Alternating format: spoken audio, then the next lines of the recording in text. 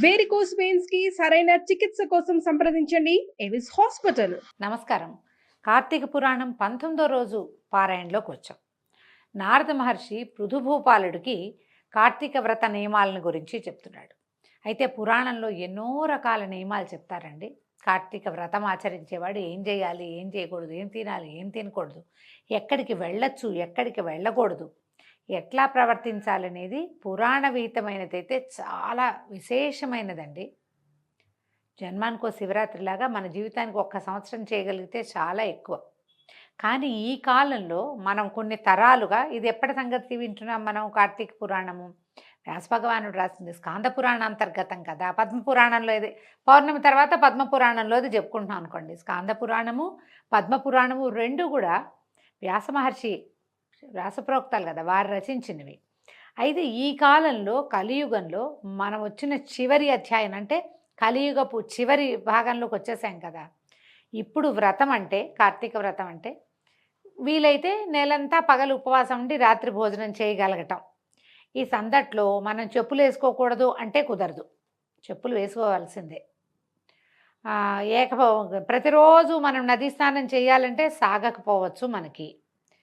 తర్వాత ఇంకా ప్రయాణాలు చేయకూడదు, కుదరకపోవచ్చు. ఆఫీసు ఉద్యోగాలు ఉన్నవాళ్ళు కార్తీక వ్రతం ఉన్నప్పటికీ, కార్తీక మాసంలోనే ఉన్నప్పటికీ ఏ మీటింగులకో, ఎక్కడికో క్యాంపుకో, దేనికో వెళ్ళవలసే వస్తుంది ఎంతో కొంత. మన జీవన గమనానికి పూర్తిగా యాప్ట్గా కరెక్ట్గా సరిపోయేదైతే ఇది కాదు. ఇందులో నుంచి కొన్ని సూక్ష్మ రూపంగా కొన్ని విధానాలు మనం తీసుకుని పాటిస్తున్నాం. సోమవారాలు ఉపవాసం ఉంటాం, పగలు ఉపవాసం ఉండి రాత్రి భోజనం చేస్తాము. తర్వాత ఏకాదశులు ఉపవసిస్తాము. కొన్ని చోట్ల ప్రాంతాల వారీగా అవకాశం ఉన్నవాళ్ళు రాత్రిపూట జాగరణ కూడా చేసే అవకాశం ఉంటుంది. ఉద్యోగం ఉన్నవాళ్ళు, ఉండలేని వాళ్ళు జాగరణ ఎక్కడ చేస్తారు? జాగారాలు లేవు, తగ్గించుకున్నాము. చేస్తున్నారు కొంతమంది, తగ్గించేసుకున్నాము. మర్నాడు ఖచ్చితంగా ద్వాదశి నాడు బ్రాహ్మణ భోజనం, ఎవరికైనా బ్రాహ్మణుడికి భోజనం పెట్టే భోజనం చేయాలి. అది సాధారణంగా కుదరదు, వెతుక్కోవాలి. ఇవన్నీ సమస్యలు కాబట్టి సూక్ష్మాంశంగా అయినా మనం కార్తీకాన్ని విడిచిపెట్టకుండా, వదిలేయకుండా చేస్తూనే ఉన్నాం. ఈ పుస్తకంలో చెప్పినట్టుగా అలాగ చేయలేకపోతున్నాము, ఇది తప్పేమో పొరపాటేమో అన్న భావజాలల్లోకి వెళ్ళబోకండి. మానేయటం కంటే చేయడం మంచిది. చేసేటప్పుడు ఎంతో కొంత చెయ్యాలి తప్పకుండా. కాబట్టి ఈ విధానాలు పురాతనమైనవని తెలుసుకుందాము. అప్పుడు ఏం చేసేవాళ్ళు, ఏం చెప్పబడింది అనేది వినయంతో వినడమే ఈ కార్తీక పురాణపు లక్ష్యం. సరే చూద్దాం ఇప్పుడు ఏం చెప్తున్నారు. కార్తీక వ్రతస్థులకు నియమాలు చెప్తున్నారు. ఈ వ్రతస్థుడు మాంసము, తేనె, రేగుపళ్ళు, నల్లావాలు, ఉన్మాదకాలని భుజించకూడదు. మనం ఇప్పుడు ఉపవాసం అనగానే నీళ్ళల్లో తేనె వేసుకుని తాగండి, కొంచెం షుగర్స్ అందుతాయి అని చెప్తున్నామండి. ఇందులో మాత్రం తినకూడదని చెప్తారు. ఈ ఉన్మాదకాలంటే కొంతమందికి చూడండి, మనం పాన్పరాగ్ లాంటివి నోట్లో వేసుకుంటే ఒక శాంతంగా ఉంటుంది, అలాంటివి వేసుకుని అవి ఇప్పుడు తీసుకోకూడదు. అంటే మనల్ని ప్యాసిఫై చేసేవేవి పుచ్చుకోకూడదు అన్నమాట. తర్వాత పరాన్న భుక్తి, వేరే వాళ్ళ ఇంట్లో భోజనం చేయకూడదు ఖచ్చితంగా. తర్వాత పరద్రోహము, పక్కవాడిని ఎవరికి ద్రోహం చేయకూడదు. దేశాటనని త్యజించాలి. దేశాటం అంటే క్యాజువల్ ట్రిప్స్కి వెళ్ళవద్దు, కానీ తీర్థయాత్రలు మాత్రం తప్పకుండా చేయొచ్చు. ఫలానా దేవాలయం కోసం ఫలానా ఊరు వెళ్ళటం, మీరు వెళ్ళిన ఊర్లో దేవాలయాలు చూడాలి కానీ ఇతరత్ర ఫ్యాన్సీ వ్యవహారాలు, మ్యూజియం ఉంది చూద్దాం, ఇంకేదైనా ఉంది వేరే మతాల తాలూకు గోపురాలు బాగుంటాయని చూడడం, అలాంటివి చేయకూడదండి. తర్వాత మన పార్కులు అవి చూడకూడదు. మీరు వేరే ఊరు వెళ్తే తప్పకుండా దేవాలయ దర్శనం మాత్రమే, తీర్థాటనగానే వెళ్ళాలట. దేవ బ్రాహ్మ గురు రాజులను, స్త్రీలను, గోవ్రతస్థులను దూషించకూడదు. ఈ సమయంలో ఈ నెల రోజులు ఇది మనం చేయగలుగుతాం. దైవ దూషణ పనికిరాదు, బ్రాహ్మణ దూషణ పనికిరాదు. గురువు మనకి ఎవరైతే మనకి నేర్పిస్తారు, ఇప్పుడు ఇదివరకు అట్లాగా మనకి గురువు లేరు, మనకున్నదంతా టీచర్లే, వాళ్ళనే మనం గురువులుగా భావిస్తాం. లేదా మన తాలూకు ప్రాజెక్ట్ హెడ్స్ కూడా మనకి గురువులే, ఎవరో మనకి నేర్పిస్తారు, వాళ్ళని కూడా గురువుగానే భావించాలండి, వాళ్ళని దూషించకూడదు. తర్వాత రాజు అంటే ఇప్పుడు రాజులు లేరు కదా, అధికారులు అనుకుందాం, లేదా పదవిలో ఉన్నవాళ్ళు దూషణకి దిగకూడదు. స్త్రీలని దూషించకూడదు. తర్వాత గోవ్రతస్థులు, ఇలాగే మనలాగా వ్రతంలో ఉన్నవాడిని అసలు దూషించకూడదు. మనలాంటి వ్రతంలో ఉన్నవాడిని దూషించామా భగవంతుడిని దూషించినట్టే, వెంటనే శాపాలు వచ్చేస్తాయట. అవిసె నూనెను, నువ్వుల నూనెను, విక్రయాన్నమును, నింద్యవ్యజనయుక్త భోజనాన్ని, దూషిత ఆహారాన్ని విసర్జించాలి. అవిసె నూనె, నువ్వుల నూనె తినకూడదు కార్తీక మాసంలో. అవిసె నూనెలు మనం ఎట్లాగూ తినం, ఎప్పుడో ఒకసారి ట్రై చేస్తాం, కానీ అవిసె నూనె డబ్బాలు కొనుక్కొని చాలామంది మానేస్తారు. అది మహాజిగురు బంకలా ఉంటుంది, ముట్టుకోరు దాన్ని. నువ్వుల నూనె వాడుకుంటాం వంటల్లో, దాన్ని మానేయాలట. అంటే ఇప్పుడు మనం ఒక పని చేయొచ్చు, నెలంతా మానేస్తామో మానేయమో, ఈ ఉపవాసం ఉన్న రోజు సాయంకాలం భోజనం చేస్తాం కదా, సోమవారాలు, తర్వాత ఏమో ఏకాదశి నాడు ఉపవసించి ద్వాదశి నాడు భోజనం చేస్తాము, తర్వాత పౌర్ణమి నాడు పగలు ఉపవాసం ఉండి సాయంకాలం భోజనం చేస్తాము.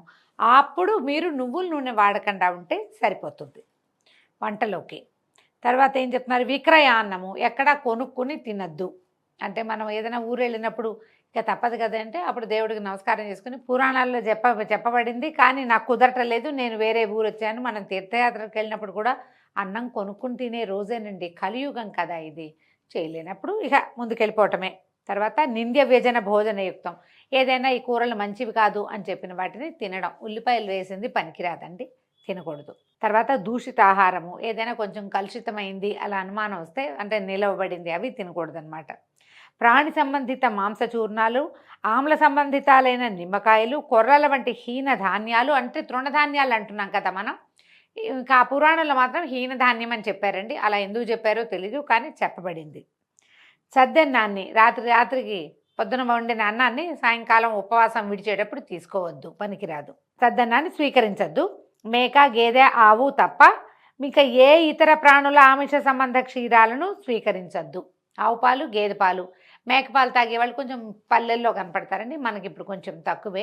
ఇవి తప్పిస్తే గొర్రె పాలు కానీ, గాడిద పాలు కానీ, ఇప్పుడు ఆరోగ్యాన్ని గాడిద పాలు ఇస్తున్నారు కదా, అవి తీసుకోవద్దట. తర్వాత బ్రాహ్మణుల చేతే అమ్మబడే రసాలను, భూజాత లవణాలను విసర్జించాలి. ఇదేమిటో మనకు పెద్దగా తెలియదండి, ఆ కాలంలో జరిగేదేమో. రసాలు తీసుకోకూడదట, భూజాత లవణాలు, నేను అనుకుంటాను ఇది సైంధవ లవణము అది పనికిరాదని వీళ్ళ పాయింట్ ఏమో అనుకుంటున్నాను, అదైతే తెలీదండి. రాగి పాత్రల్లో ఉంచిన పంచగవ్యము, చిన్న చిన్న గుంటల్లో ఉండే నీళ్లు, దైవానికి నివేదించబడని అన్నము, ఈ మూడు మాంసతుల్యాలుగా చెప్పబడుతున్నాయి. మనం మొట్టమొదట కార్తీక పురాణం గురించి, కార్తీక మాసం గురించి చెప్పుకునేటప్పుడు కొన్ని వాక్యాలు చెప్పుకున్నామండి, ఇప్పుడు మళ్ళీ వాటిని చెప్దాం. కార్తీక మాసంలో ఉపవాసం అంటే సాధారణంగా ఆహార స్వీకారం చేయకుండా ఉండడమే ఉపవాసం అని మన లోక సహజంగా చెప్పుకునేది. భగవంతుని సన్నిధిలో ఉండటం, గోవిందనామాలు, విష్ణునామాలు, శివనామాలు, నామ సంకీర్తన చేసుకుంటూ ఉండటం, సాధ్యమైనంత నిశ్శబ్దంగా ఉండటం, బ్రహ్మచర్యము, ఏకభుక్తము, భూశయనము పాటించటము, ఇవి మనకి సాధారణంగా ఉపవాస నియమాలు. అయితే కొంచెంమంది మన గర్భవతులు కానీ, చంటి పిల్లల తల్లులు కానీ, అనారోగ్యంతో ఉన్నవాళ్ళు కానీ, వృద్ధులు కానీ, చేతకాని వాళ్ళు, కొంతమంది ఓపిక లేని వాళ్ళు, అన్నం లేకుండా ఉండలేని వాళ్ళు, ఇలా ఉంటారు కదా, వీళ్ళకు కూడా ఉపవాసం చేయాలన్న ఆస్థ ఉంటుంది. కార్తీక మాసం మంచిదని వింటాం కదా, అప్పుడు ఏమనుకుంటాం మనము, ఏం చేయొచ్చు దానికి సులువైన పద్ధతి. మనం ఉదయకాలంలో వంట చేసుకుని, స్నానం చేసి శుభ్రంగా దేవతార్చన ముగించుకుని, దీపారాధన, అర్చన కాకపోతే దీపారాధన చేసుకుని, వాకిట్లో తులసి దగ్గర, వేదిగుమ్మం దగ్గర ఒక దీపం పెట్టుకుని వంట ముగించేసి, చేసిన వంట మొత్తాన్ని భగవంతుడికి నివేదన చేసేయండి. ఊరగాయలు తినద్దు. ఈ ఉపవాసపు రోజులు అంటే సోమవారాలు, పౌర్ణమి ఉపవాసం అని చెప్పుకుంటాం కదా, ఏకాదశులు, ఊరగాయలు తీయద్దు. డబ్బాల్లోవి పొళ్ళు కానీ అవి కానీ ఏమీ తీయబోకండి. ఏం కావాలో అవి వండేసుకోండి. ఆ వండిన ఆహారాన్ని భగవంతుడికి నివేదన చేసేయండి.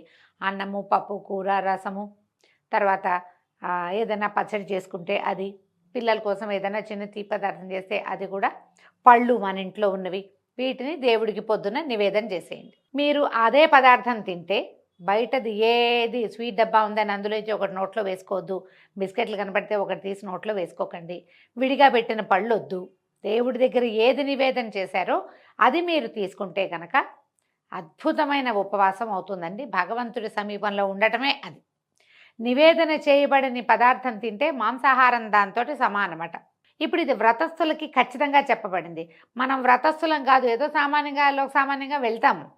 మనం కూడా ఇలాంటి విధానాన్ని అవలంబించవచ్చు. ఆలోచించి ఇలాంటి ప్రయత్నం చేసుకుంటే ఉపవాసం ఉండలేని వాళ్ళు కూడా భగవంతుని సమీపంలో వసించడానికి ప్రసాదం తీసుకోవటం ఒక ఉపయోగకరమైన పని. మీరు నివేదన చేస్తే అన్నం ప్రసాదం అయిపోతుంది, అంతే. బ్రహ్మచర్యాన్ని, భూశయనాన్ని పాటించాలి. ఆకులలోనే భోజనం చేయాలి. ఎవరైతే ఇది నియమంలో ఉన్నారో వాళ్ళు ఉపవాసం విడిచేటప్పుడు బాదమాకుల్లోనూ విస్తరాకులోనూ అరిటాకులోనూ పూజిస్తే అరిటాకు చాలా శ్రేష్టం అండి. బాదమాకులు కూడా మంచివే. కుదిరితే మనం విస్తర్లలో లేకపోతే విస్తరాకు ఉంటుంది వాటిలో భోజనం చేయటం. తర్వాత 4వ జామున భుజించడమే శ్రేష్టం. ఈ కార్తీక వ్రతస్థుడు ఒక్క నరక చతుర్దశి నాడు తప్ప తక్కిన దీక్షా దినాల్లో తైలాభ్యంగనం చేయకూడదు. అంటే ఇప్పుడు చూడండి, ఈ చతుర్దశి ఎందుకు వస్తుంది, నరక చతుర్దశి కార్తీక మాసంలో అని ప్రశ్న వస్తుంది. పురాణం ప్రకారము సూర్యుడు తులా సంక్రమణం చెందిన దగ్గర నుంచి ఈ కార్తీక వ్రతం పెట్టుకుంటారు. అది ఎప్పుడు జరిగింది, కిందటి నెలే జరిగిపోయింది. ఇంచుమించుగా ఆ పౌర్ణమి మర్నాటి నుంచి ఇప్పుడు ఆశ్వయుజ పౌర్ణమి నుంచి కార్తీక పౌర్ణమి వరకు తులా సంక్రమణం. ఈ 40 రోజులు 30 రోజులు చేసే వాళ్ళకి ఇది చెప్తున్నారనమాట. దీక్షా దినాలలో తైలాభ్యంగనం చేయకూడదు. మనం ఎట్లా అప్లై చేసుకోవాలంటే, ఉపవాసం ఉన్న రోజున నెత్తికి నూనె పెట్టుకుని స్నానం చేయకూడదు. ఒట్టి నీళ్లు పోసుకోవచ్చు. నదిలోనో చెరువులోనో, బావి దగ్గర అయితే నదిలో చెరువులో అయితే మునగడం, 3 మునకలు వేయటం. బావి దగ్గర అయితే బకెట్ ఎత్తి నెత్తి మీద పోసుకోవటం అంతే తప్ప నూనె రాసుకొని తలంటి పోసుకోకూడదు. తల చాలా జిడ్డుగా ఉంటుంది. ఆఫీస్కి వెళ్ళాలి. ఎలాగండి అంటే, ఇప్పుడు మనకి అమెండ్మెంట్లు వచ్చినాయి కాబట్టి ఒట్టి తల మీదే ఒక నలకంత షాంపూవో, చిటికెడు శనగపిండో, సీకాయ పొడో వేసి తలకాయ రుద్దుకోవచ్చు. కానీ నూనె పెట్టుకుని స్నానం చేయకూడదు. ఒంటికి నూనె రాసుకుని నూనె వదిలించుకోవటం అవి ఉపవాస దినాల్లో పనికిరావు. విష్ణువ్రతం చేసేవారు వంకాయ, గుమ్మడికాయ, వాకుడుకాయ, పుచ్చకాయలను విసర్జించాలి. బహిష్టలతోనూ అంటే పీరియడ్స్లో ఉన్నవారితోనూ, మ్లేచ్చులతోనూ, వ్రతభ్రష్టులతోనూ, వేదత్యక్తులతోనూ సంభాషించకూడదు. అటువంటి వారి ఎంగిలి కానీ, కాకులు తాకిన ఆహారాన్ని కానీ, అశౌచ సంబంధిత ఆహారం అంటే ఎక్కడైనా బాగుండని చోట్ల పెట్టిన పదార్థాన్ని తీసుకోవద్దు. తన శక్తి కొలది విష్ణుప్రీతికై కృచ్రాదులను చేయాలి. గుమ్మడి, వాకుడు, సురుగుడు, ముల్లంగి, మారేడు, ఉసిరిక, పుచ్చ, కొబ్బరికాయ, ఆనప, చేదు పొట్ల, రేగు, వంకాయ, ఉల్లి వీటిని పాడ్యమి ఆదిగా పరిత్యజించాలి. కార్తీక మాసంలో కూడా ఉసిరికాయని తినకూడదు. ఇవేగాక ఇంకా కొన్నిటిని కూడా వర్జించాలి. మరికొన్నిటిని బ్రహ్మార్పణం చేసి భుజించాలి. ఇప్పుడు మనకు అనుమానం వస్తుంది, మనం ఇప్పుడు కార్తీకంలో ఉసిరికాయ దానం చేస్తాం, ఉసిరికాయ తినాలంటారు కదండి. అంటే ఉసిరికాయ బ్రహ్మార్పణం చేసిన ఉసిరికాయ పనికొస్తుంది. అందుకని ఏం చేస్తాం, పచ్చడి చేసి స్వామికి నివేదన చేసి తీసుకోవచ్చు. కార్తీకంలో ఉసిరికాయలు కొంచెం లేతగా ఉంటాయండి, అంత ముదురుగా ఏమి ఉండవు. ఇవి మనం ఉపవాసం చేసినప్పుడు ఏకాదశి నాడు, మర్నాడు, ద్వాదశి నాడు ఉసిరికాయ తినాలి. ఈ నియమం ఉన్నవాళ్ళు బ్రహ్మార్పణం చేసి తీసుకోవచ్చు. ఈ కార్తీక మాసంలో చేసినట్లే మాఘమాసంలో కూడా ఇదే వ్రత విధానాన్ని పాటించాలట. కార్తీక వ్రతాన్ని యథావిధిగా ఆచరించే భక్తులను చూసి యమదూతలు సింహాన్ని చూసిన ఏనుగు వల్లే పారిపోతారు. 100 యజ్ఞాలు చేసిన వాడు కూడా స్వర్గాన్నే పొందుతాడు. కానీ కార్తీక వ్రతస్థుడు మాత్రం సాయుజ్యముక్తిని పొందుతాడు. అంటే విష్ణుని పూజించిన వాడు విష్ణు సాయుధ్యాన్ని, శివుని పూజించిన వాళ్ళు శివ సాయుధ్యాన్ని పొందుతారు. కాబట్టి యజ్ఞయాగాదుల కన్నా కార్తీక వ్రతం గొప్పదని తెలుసుకోవాలి. ఓ రాజా, భూలోకంలో ఉన్న పుణ్యక్షేత్రాలన్నీ కూడా కార్తీక వ్రతస్థుని శరీరం అందే ఉంటాయి. విష్ణువాజ్ఞావశవర్తులైన ఇంద్రాదులందరూ రాజుని సేవకులు కొలిచినట్లుగా ఈ వ్రతస్థుణ్ణి సేవిస్తారు. విష్ణు వ్రతాచరణ పరులు ఎక్కడ పూజింపబడుతూ ఉంటారో అక్కడి నుంచి గ్రహములు, భూత ప్రేత పిశాచాదులు పలాయన మంత్రాన్ని పఠిస్తాయి. యథావిధిగా కార్తీక వ్రతం చేసే వారి పుణ్యాన్ని చెప్పటం చతుర్ముఖుడైన బ్రహ్మ కూడా సాధ్యం కాదు. ఈ కార్తీక వ్రతాన్ని విడవకుండా ఆచరించేవాడు తీర్థయాత్రలు చేయవలసిన అవసరమే లేదు. ఎందుకంటే వీడు తీర్థయాత్ర చేసినట్లే అవుతుందట. అయితే ఇంకా చెప్తున్నాడు, ప్రజారంజనశీల పృథునుపాల. ఇంకా ఈ కార్తీక వ్రత ఉద్యాపన విధిని సంగ్రహంగా చెప్తున్నాను విను. మనం ఇప్పుడు వ్రతము ఉద్యాపన 2 చేయమండి, కార్తీక మాసాన్ని పాటించుకుంటూ వెళ్తాం అంతే. ఈ వ్రత ఉద్యాపన విధి ఏం చెప్తున్నారనమాట. విష్ణుప్రీతి కోసము, వ్రత సాఫల్యం కోసము కార్తీక శుద్ధ చతుర్దశి నాడు వ్రతస్థుడు ఉద్యాపన చేయాలి. అంటే శుద్ధ చతుర్దశి నాడే చేసేయాలి. అంటే ఇది మనం ముందు చెప్పుకున్నాం కదా, తులా సంక్రమణం నుంచి వృశ్చిక సంక్రమణం దాకా మాత్రమేనమాట. తులసిని స్థాపించి దాని చుట్టూ తోరణాలు కలది, 4 ద్వారాలు కలది, పుష్పవింజామర్ల చేత అలంకరింపబడింది అయినటువంటి శుభప్రదమైన మండపాన్ని ఏర్పరచాలి. 4 ద్వారాల వద్ద సుశీల, పుణ్యశీల, జయ విజయులనే 4 ద్వారపాలకులను మట్టితో ఏర్పరిచి వారిని ప్రత్యేకంగా పూజించాలి. విష్ణు ద్వారపాలకులు వీళ్ళు. తులసి మొదట్లో 4 రంగులు గల ముగ్గులతోటి సర్వతోభద్రమనే అలంకారాన్ని చేయాలి.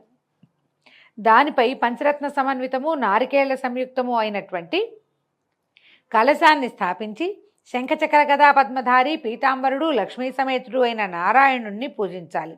ఇంద్రాది దేవతలను ఆయా మండలాల్లో అర్చించాలి. మనం చేస్తాం కదా మండపారాధన, అలా చెప్తారనమాట. శ్రీకృష్ణుడు ఏకాదశి వెళ్తున్న ద్వాదశి నాడు నిద్రలేచి త్రయోదశి నాడు దేవతలకు దర్శనమిచ్చి చతుర్దశి నాడు పూజనీయుడై ఉంటాడు కనుక మానవుడు ఆ రోజున నిర్మల చిత్తుడై ఉపవాసం ఉండి విష్ణు పూజను విధి విధానంగా ఆచరించాలి. గురువుల ఆజ్ఞ ప్రకారము శ్రీహరిని సువర్ణ రూపమందు ఆవాహన చేసి షోడశోపచారాలతో పూజించి పంచభక్ష్య భోజ్యాలను నివేదించాలి. గీత వాద్యాది మంగళ ధ్వనులతో ఆ రాత్రి నుండి సేవించుచు మరునాడు ప్రాతకాలము కాలకృత్యాలు నెరవేర్చుకొని నిత్యక్రియలను ఆచరించాలి. పిదప నిష్కల్మషాంతరంగుడై హోమం చేసి బ్రాహ్మణ సమారాధన చేసి యథాశక్తి దక్షిణలు ఇవ్వాలి. ఈ విధంగా వైకుంఠ చతుర్దశి నాడు ఉపవసించిన వాడు విష్ణు పూజ చేసిన వాడు తప్పక వైకుంఠాన్నే పొందుతున్నాడు. ఓ బ్రాహ్మణులారా, మీరు సంతోషించుట చేత నేను విష్ణునుగ్రహమును పొందేదనుగాక. ఈ వ్రతాచరణ వల్ల గత 7 జన్మలలోని నా పాపములు నశించుగాక, నా కోరికలు తీరునుగాక, గోత్రవృద్ధి స్థిరమగుగాక అని బ్రాహ్మణులను నానావిధ క్షమాపణలు కోరుకోవాలి. నేను ఎప్పుడైనా అపచారాలు చేసుంటే నన్ను క్షమించండి. ఈ వ్రతం వల్ల నాకు ఇలాంటి సద్గతులు మా పితరులకి నాకు కూడా కలగాలని దీవించమని బ్రాహ్మణులకి అపరాధ క్షమాపణలు చెప్పుకోవాలన్నమాట. వారి చేత తథాస్తు అని దీవించబడి దేవత ఉద్వాసనలు చెప్పేసి బంగారపు కొమ్ములతో అలంకరింపబడిన గోవుని గురువుకి దానం ఇవ్వాలి. అటు తర్వాత సజ్జనులతో కూడిన వాడే భోజనాదులు పూర్తి చేసుకోవాలి. ఇది పూర్వకాలపు విధి అండి. ఆ కాలంలో కార్తీక వ్రతాన్ని ఈ రకంగా ఆచరించేవాళ్ళు. అంటే సూర్యుడు తులా సంక్రమణం చెందిన దగ్గర నుంచి వృశ్చిక సంక్రమణం దాకా, మరి రవి సంక్రాంతి గురించి చెప్పుకుంటాం కదా మనం. ఈ సంక్రాంతి మధ్యంలో ఈ వ్రత విధానాన్ని ఆ కాలంలో చేసేవారట. మనం మాస విధులు నిర్వహించుకుంటున్నాం ఇప్పుడు. సంక్రమణ విధి కాకుండా మాస విధిని నిర్వర్తిస్తున్నాము. ఏదైనా విధానం ఇంచుమించుగా కాస్త దగ్గరగా ఉన్నది. కార్తీకంలో ఇతరులతో పోట్లాడకూడదు, ఎవరైనా ఉపవాసం ఉంటే వాళ్ళని ఏమీ అనకూడదు. ఇవన్నీ ఈ నియమాలు మనం ఇప్పటికీ కూడా పాటిస్తామండి. చాలా విశేషమైన సంగతులు తెలుసుకున్నాం కదా. ఈ రోజుతోటి పారాయణ సమాప్తం అయిందండి. రేపు ఉదయం 20వ రోజు పారాయణతో మళ్ళీ కలుసుకుందాం. నమస్కారం.